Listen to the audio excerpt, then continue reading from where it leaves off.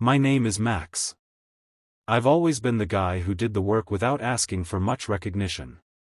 It's how I was raised, after all. The quiet achiever, the dependable one.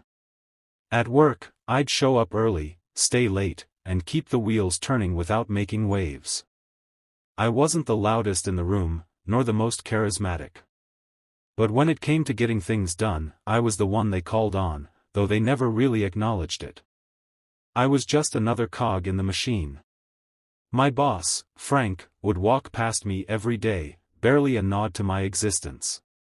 He was more concerned with the guys who had the sharpest suits and the loudest voices. The ones who took credit for ideas that weren't theirs, while I sat quietly at my desk, making sure everything ran smoothly. There was one thing Frank had failed to notice, though: I was tired. Tired of being overlooked. Tired of doing all the heavy lifting while the same people who flapped their mouths got all the praise. But, you see, that's the thing about being in the background, you can see everything without being seen. And when an opportunity for promotion came up, I decided it was time to play the game, my way. It wasn't like I hadn't thought about the position. Of course, I had. The money, the title, the power to make changes. It would have been nice. But I didn't want to take it because it was the obvious choice. No, I wanted to make a point. I wanted Frank and the others to realize something they'd never acknowledged before. I wasn't just the guy who made things run smoothly behind the scenes. I was the reason it all worked. So, when the promotion offer finally came my way, I didn't immediately jump at it. I played it cool, biding my time. I knew that the last thing Frank expected from me was a refusal. He probably thought I'd take it with open arms, thankful for the recognition. What he didn't realize was that I didn't need his validation. My work spoke for itself. And by declining the promotion, I would show him just how much he had taken me for granted. There were whispers at the office. Did Max just turn down a promotion? I overheard. It wasn't like they expected it. Everyone thought I'd be climbing over desks to get that promotion, just like the others. But I sat back in my chair, silent, letting the confusion sink in. Letting Frank and everyone else realize that maybe they had been wrong about me. But this wasn't about showing them how smart I was. It wasn't about proving I could play the game better than anyone else. It was about revenge. A quiet, subtle revenge that didn't need to be loud or violent. I wasn't going to fight for that promotion. No, I was going to expose the cracks in their system, the flaws in their management, and leave them scrambling when they realized how much they had relied on someone they thought was just a cog in the machine. The real fun would come later. As the days passed after I declined the promotion, I could feel the tension rising around the office. Frank's initial confusion quickly morphed into irritation. He wasn't one to be told no, especially not by someone he had written off as a mere assistant. But that's the beauty of playing a subtle game, they never see it coming until it's too late. While Frank stewed in his office, I kept my head down and continued my work. No fanfare. No flashy attempts to explain myself. I let my performance speak louder than any words I could say. At first, Frank tried to ignore it. He'd throw little comments my way, attempting to get under my skin. "You sure you're not regretting turning down the promotion, Max? I mean, some people would kill for that opportunity." He'd say it with that smug grin of his, clearly hoping for a reaction. But I didn't give him one. I just smiled and nodded. "Not at all," I'd reply, my tone calm. Inside, I was laughing. The other members of the office had mixed reactions. Some were shocked. Others were impressed. A few saw it as a power move. They didn't know the half of it, though. They didn't know that I was setting the stage for something far greater than a simple promotion. As the weeks wore on, I began to notice something unsettling. The office started to feel off. The tension, once buried under a facade of productivity, began to show. People who once happily worked in their designated corners of the office now exchanged awkward glances.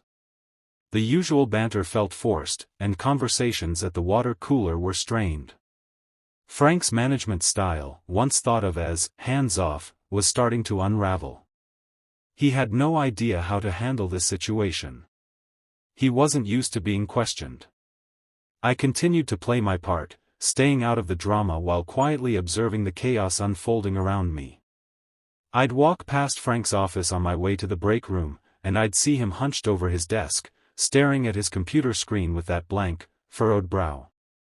I knew he was starting to panic, but he wouldn't admit it. Not yet, at least. Meanwhile, the other employees had started to pick up on the cracks in the foundation. Rumors began circulating about the management's lack of clarity and poor communication. I didn't need to say anything. It was all coming to light without my involvement. But the real fun began when a decision was made. An email went out to the entire office, notifying us that the promotion would be reoffered. Frank had made his move. He was desperate to fill the role. But it was too late. The damage had already been done. I had shown them that the promotion was just a piece of paper. It wasn't about power or recognition, it was about the respect that Frank had never given me. And now, as the vultures began circling, I saw an opportunity. The email was my signal.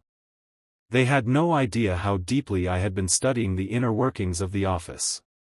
No idea that I had been quietly building my own network of allies. And no idea how badly they would regret the mistakes they'd made. But for now, I waited. I knew that the best part of the game was yet to come. And I would let the tension continue to build until it reached its breaking point. Frank was about to learn the hard way what happens when you overlook the quiet worker who has had enough. The reoffer of the promotion was a turning point, but it wasn't just about the promotion anymore. Frank had made a critical mistake. He'd underestimated the quiet ones, the ones who worked tirelessly without seeking the spotlight. But now, I could see the fear in his eyes, the panic slowly creeping in. Frank had always relied on the loudest voices, the people who made the biggest noise. But the foundation of the office was held up by the ones who kept things running smoothly behind the scenes. And I was one of those people. Now, I had Frank in my crosshairs, and I wasn't going to let him off easily. I began to observe the cracks that had been hidden beneath the surface. The office morale had plummeted. Frank's usual indifference to the needs of his employees was no longer being tolerated. People were beginning to question the management system, and they were starting to voice their concerns. Whispers of poor leadership and lack of direction had begun to spread. Frank had always prided himself on being hands-off, but now it was clear, his hands were tied. He wasn't just failing to lead, he was failing to recognize the value of the very people who had helped him climb the corporate ladder. I could hear it in the conversations around the office. There were murmurs about the lack of transparency, about the lack of appreciation for the hard work we'd all put in over the years. I didn't have to say anything. The discontent was palpable. And with each passing day, I could see Frank's confidence beginning to wane. It was no longer just about the promotion, it was about the cracks in the system that he had neglected for too long. But what really struck me was the way Frank tried to cover up his mistakes. He started making desperate attempts to fix things, offering empty praise, pretending to care about the team, promising new initiatives. But it was too little, too late. People could see right through him. His actions were motivated by fear, not genuine concern for the team. And that was the mistake he had made. You can't fool people forever.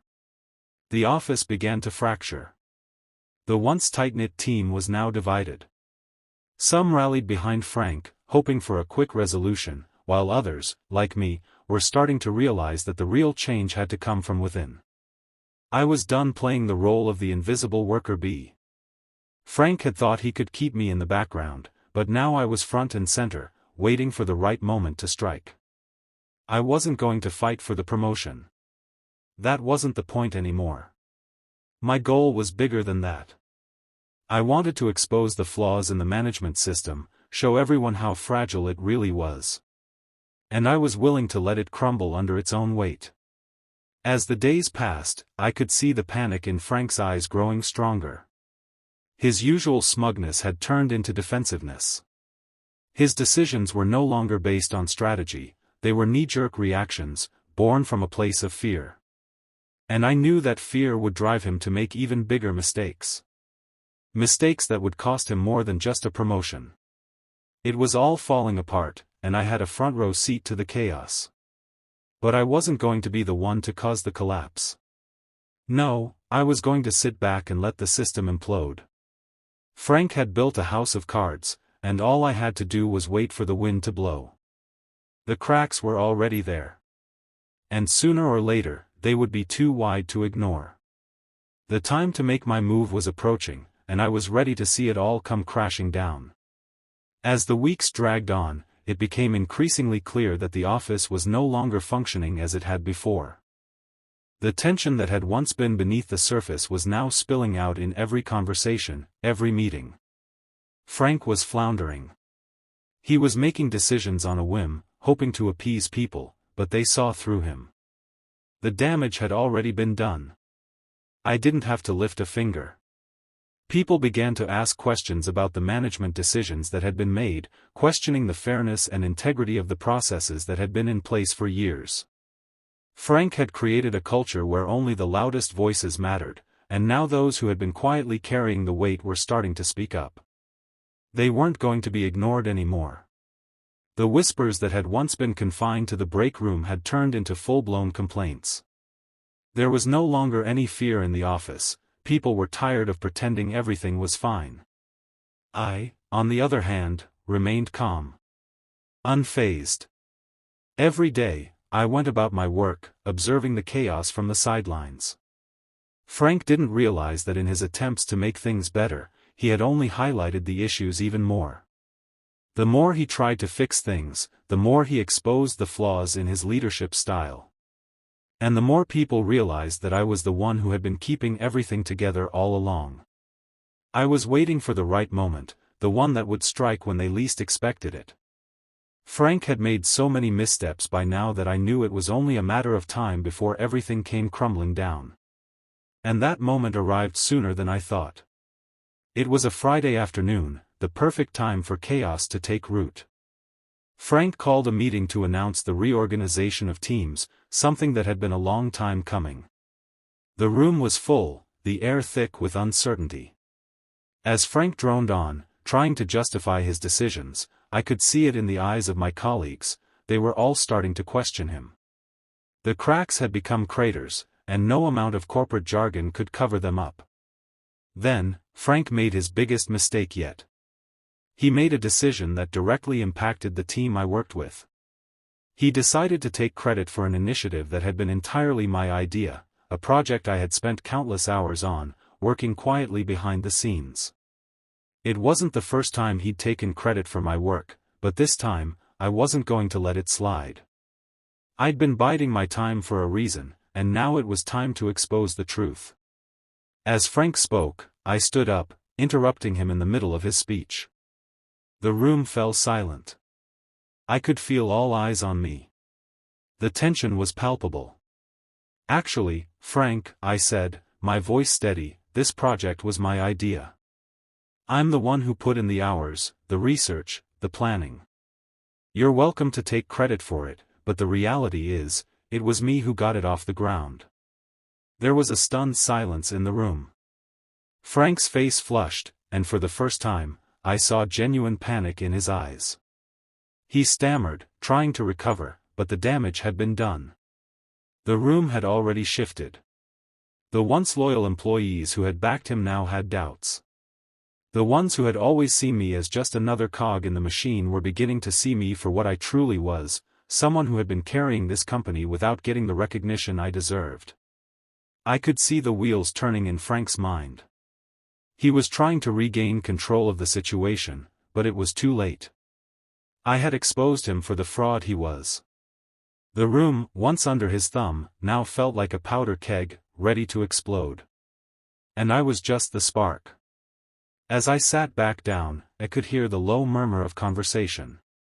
People were talking, exchanging glances, whispering to each other. The shift was subtle at first, but it was unmistakable. Frank had lost the room. And I had just delivered the first real blow to the system he had so carefully built. But that wasn't enough. Not by a long shot. This was only the beginning. I had exposed his incompetence to the team, but I wasn't done yet. I knew how fragile his position was now. I could feel the momentum shifting, the office growing more restless by the minute. It was only a matter of time before Frank would be forced to make a decision. And when he did, it wouldn't just be about a promotion anymore. It would be about his job, his reputation, and his future. I wasn't going to stop until I had watched it all come crumbling down. The weeks that followed were like watching a slow-motion train wreck. Frank had tried to regain control, but it was as though the entire office had turned against him. His usual charm, those empty words of praise and meaningless promises, had lost their luster. Everyone saw him for what he truly was, a man who relied on others to do the heavy lifting, only to step in at the last minute and take credit for their hard work. The reorganization he'd put in place was falling apart. Teams were fractured, morale was at an all-time low, and the whispers had turned into open complaints. Frank, the once beloved leader, was now an object of ridicule. He'd tried to save face, calling endless meetings and announcing new initiatives, but nothing worked. People were no longer listening. They had already seen the cracks in his leadership, and now they were starting to realize that the only thing holding everything together was the very person he had ignored for so long, me. It didn't take long for Frank to make his next big mistake. In a desperate attempt to save face, he announced a solution to the ongoing chaos. He would be promoting one of the team leads to fill the newly vacated position, the same position I had declined. At first, it seemed like a reasonable response, a way to restore order. But then, Frank made a critical error. He chose someone who was completely unqualified for the role. It was as if he didn't even consider the other candidates who had been with the company longer, those who had proven themselves time and time again. Instead, he picked the person who had been the loudest in the meetings, the one who had always echoed his own opinions. It was a predictable move, one that showed just how desperate Frank had become. He wasn't looking for the right candidate, he was looking for someone who would help him save face. And the moment that decision was made, it was clear to everyone that Frank had completely lost touch with what was truly important, the people who kept the company running. The office erupted. Those who had been passed over were furious. There were heated conversations in the break room, people questioning why someone who had barely been there for a year was being rewarded with a promotion over those who had been doing the work all along. And that's when I knew the perfect opportunity had presented itself. I hadn't needed to make a move. Frank's poor decisions had created the perfect storm. All I had to do now was stand back and watch as the storm tore through the office. The discontent was palpable. People were openly discussing the fairness of the promotion, questioning Frank's ability to lead, and making plans to leave the company. And the longer Frank clung to the idea that his leadership could fix things, the more isolated he became. But it wasn't just the team that was turning against Frank. Word had gotten out to upper management. The higher-ups, who had once seen Frank as a rising star, were now hearing about the internal chaos. The very people who had given him his initial power were starting to question his competence. Rumors began to swirl about a potential management shakeup. The higher-ups were watching Frank closely, waiting for him to either turn things around or implode completely. I watched it all unfold with a sense of calm satisfaction. The pieces were falling into place. Frank had set the stage for his own downfall. All the things I had silently observed over the months, the lack of communication, the poor decision-making, the favoritism, were now being laid bare for everyone to see. The cracks in the foundation had turned into a chasm, and Frank was teetering on the edge. The pressure was mounting. Frank was losing control, and he knew it. It was only a matter of time before the higher-ups made their move. And when they did, it wouldn't just be the promotion I had declined that would be up for grabs, it would be Frank's entire position. The throne he had taken for granted was about to crumble beneath him. I didn't need to do anything to make it happen. Frank had already sealed his fate. All I had to do was wait and watch as his world came crashing down. The sweet irony was that Frank had been so focused on the promotion, so intent on proving that he was the one who mattered, that he had completely overlooked the one person who had kept the office running smoothly all along, me. Now, as the consequences of his actions played out, I was the one who stood unscathed. The real payoff wasn't the promotion, it was the fact that Frank was about to learn a hard lesson in leadership. He had underestimated me. And he would regret it for the rest of his career. The game was nearing its end, and Frank didn't even know it yet. It didn't take long for Frank's facade to finally crumble under the weight of his own missteps. The decision to promote someone unqualified, followed by the ripple effect of dissatisfied employees, had set the stage for the inevitable.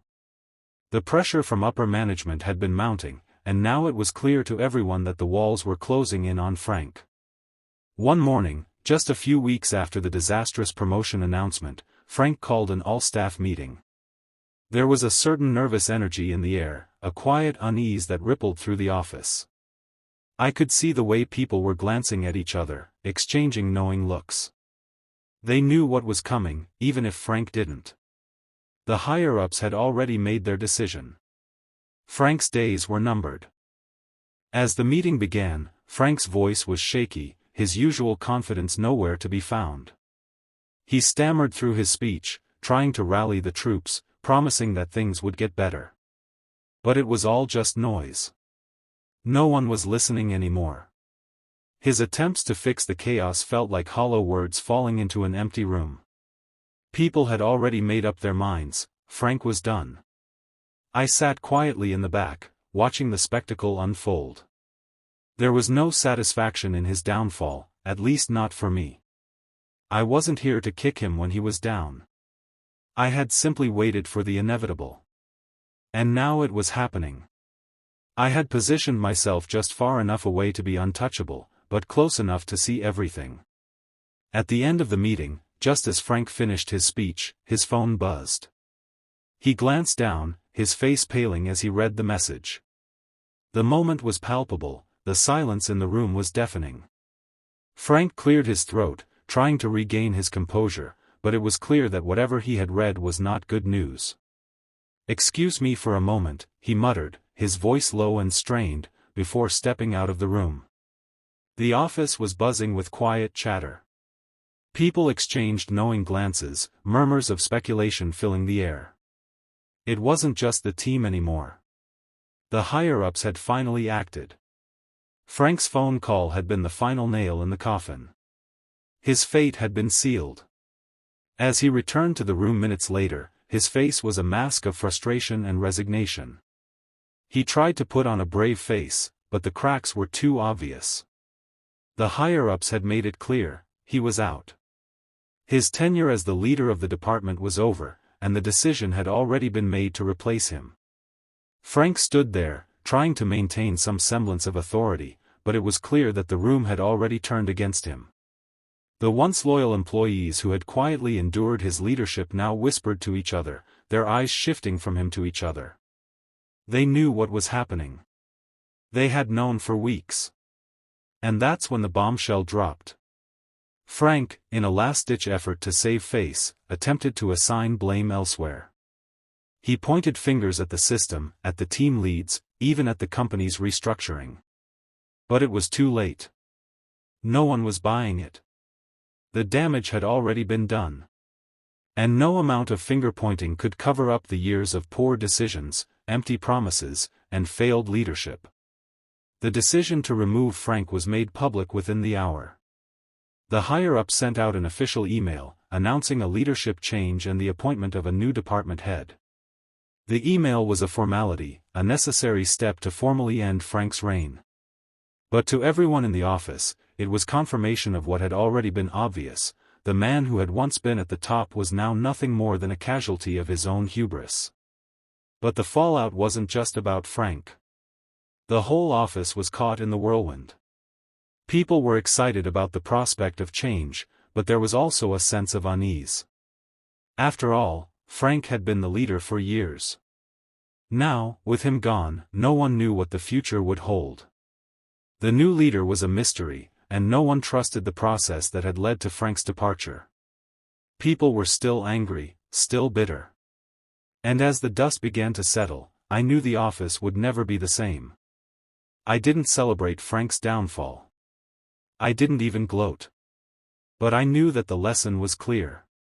Frank had made a fatal mistake by underestimating the value of those around him, especially the ones who didn't seek the spotlight. He had relied on the loudest voices, the most charismatic people, and ignored the ones who kept everything running in the background. And in the end, it was those very people who had taken him down. His inability to recognize his team, to give credit where it was due, had cost him everything. But I wasn't finished yet. There was still one final move to make, one last step in my quiet, strategic plan. Frank had lost his job, but I wasn't going to let him off the hook just yet. The chaos he had created had exposed the flaws in the management system, and I wasn't going to let them forget that. I had been playing a longer game, and the final chapter was just beginning. The days after Frank's departure felt like a strange sort of calm after a storm. The office had been in disarray for weeks, but now that the decision had been made, the air felt heavier than ever. Frank had been removed from his position, but the fallout of his tenure was still fresh in everyone's minds. People were talking, gossiping about the mess that had unfolded, and while there was a sense of relief among some, the anger had not entirely dissipated. It wasn't just about Frank anymore, it was about the entire management system that had allowed him to rise to power in the first place. And that's when I decided it was time to make my final move. Frank's downfall had been just one part of the puzzle, but the bigger picture was still incomplete. The management system that had failed him, and everyone else, was still intact. If I truly wanted to expose the flaws, if I wanted to ensure that this moment wasn't just a fleeting victory, I had to do more than just watch from the sidelines. It was time to make them realize just how deeply they had been mistaken in their approach to leadership. The first step was subtle. I quietly began having conversations with the other employees who had been dissatisfied with the status quo, those who had been silently carrying the weight of the office without any recognition. People who had once been afraid to speak up were now more than willing to share their thoughts with me. I listened, taking in their frustrations, their concerns, their ideas for change. The more I heard, the more I realized that the problem wasn't just Frank, it was the entire culture of leadership that had allowed his mistakes to thrive. One by one, the people I spoke to began to realize that we were all on the same page. They had been waiting for someone to take the first step, to challenge the system, and now they saw that I had done it. The quiet worker had spoken up, and suddenly, they weren't alone anymore. The change was beginning to take root. But I wasn't content with simply being the voice of the disgruntled employees. No, I needed to be the catalyst for real change. If I was going to leave an impression, I needed to show the higher-ups that this wasn't just about Frank's failure, it was about a systemic issue that needed to be addressed. And I knew exactly how to do it. A week after Frank's ousting, I sent an anonymous email to the higher-ups, outlining the specific issues I had observed during Frank's leadership. I didn't just focus on his personal failings, though there were plenty of those. I detailed the deeper flaws in the management structure, the lack of communication, the failure to recognize the value of employees who worked behind the scenes. It was a clear, concise, and damning account of the entire system. And I made sure to point out how those flaws had contributed to the chaos that had unfolded. The email didn't just highlight problems, it offered solutions. I suggested a re-evaluation of the management structure, a commitment to recognizing and rewarding the work that was often overlooked, and a call for leadership that was genuinely invested in the well-being of the team, rather than just the bottom line. I could feel the ripple effect as soon as the email was sent. People in the office began to talk about it. They didn't know who had sent it, but they were grateful for it. For the first time in a long while, there was hope that things could change. The higher-ups received the email within hours, and the response was swift. They didn't ignore it, they couldn't afford to. This wasn't just one disgruntled employee complaining, this was a detailed, thoughtful critique of the management system from someone who had been quietly observing for years. The higher-ups immediately called for a meeting to discuss the points raised in the email. And when they didn't just talk about Frank's failures, they started talking about the future. They were finally acknowledging the systemic issues that had been holding the company back. By the time they finished discussing the email, the higher-ups knew that something had to change. They knew that they had to rethink their entire approach to leadership. Frank's departure had been a wake-up call, but it was my email that had forced them to confront the uncomfortable truth. The company needed a shift, not just in who was in charge, but in how they viewed and treated their employees. The office couldn't thrive on just the loudest voices and the most charismatic leaders anymore. It had to be built on respect, transparency, and true collaboration. As I watched this all unfold, I felt a sense of satisfaction, not because I had brought about Frank's downfall, but because I had sparked real change. It wasn't about getting revenge, it was about making sure that the system that had failed so many would never have the chance to repeat its mistakes. And now, the higher-ups were beginning to understand that. The office was changing. The foundation was being rebuilt. And I was the one who had set it all in motion. The final chapter was nearly complete. And when it was done, the office would never be the same. Frank had been the catalyst for everything that came next, but I had been the one to pull the strings, to ensure that his mistakes would never be forgotten. I was the one who had orchestrated the fall of the old system and the rise of something better. And in the end, it wasn't just about Frank. It was about making sure the office understood that it was the quiet ones, the ones who worked without recognition, who were the true backbone of any organization. Now, I was ready to move on. To take my hard-won lessons and apply them somewhere else, somewhere where the value of quiet determination would finally be recognized.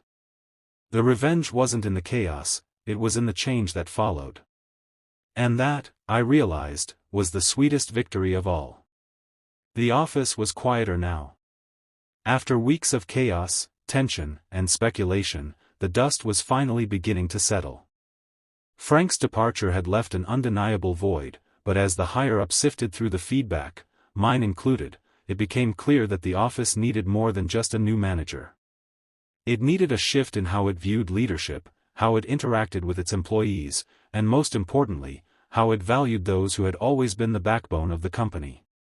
The changes weren't immediate. It took time for the higher-ups to fully digest the magnitude of the situation. They began re-evaluating their approach, listening to the employees who had been silently carrying the weight for far too long.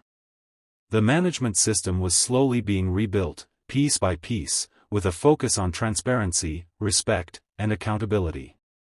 It was clear that the company could no longer operate on the same outdated principles that had allowed Frank's mistakes to flourish.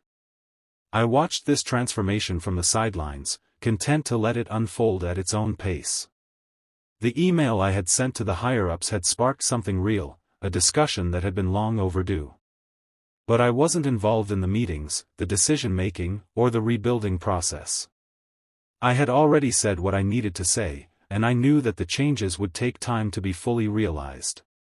In the meantime, I chose to stay in the background, quietly observing as the company shifted, as the old ways began to crumble. In a way, the changes were bittersweet.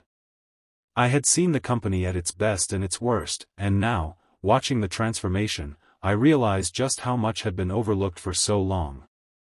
Frank's departure had been the spark, but the real work had always been about addressing the root of the problem, the management structure that had ignored the quiet workers who had made everything possible. But as the changes began to take shape, I realized something important: the office didn't need me to lead it. It needed people who were willing to step forward and challenge the status quo.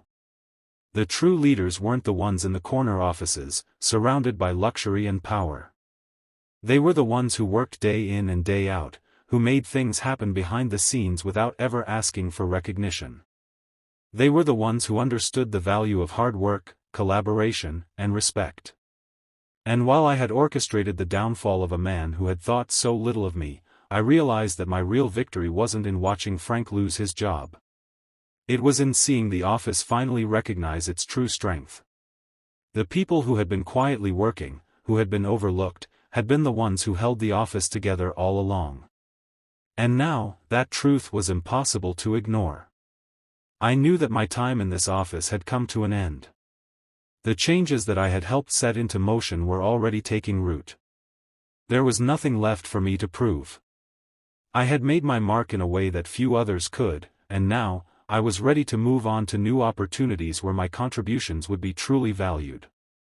But as I walked out the door for the last time, I couldn't help but feel a sense of pride. Frank's mistakes had been his undoing, but my decision to remain calm, to quietly expose the flaws, had been the catalyst for something much bigger than just a personal victory. It had been about changing the system, about making sure that the people who deserved recognition would finally get it. As I stepped into the elevator, I looked at the reflection of myself in the glass.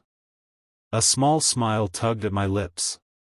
I hadn't needed to shout, to demand attention, or to make waves. All I had needed to do was play the game, my way. I'd let my work speak for itself, and when the time came, I'd taken the most powerful action of all, I'd walked away. The office would never be the same.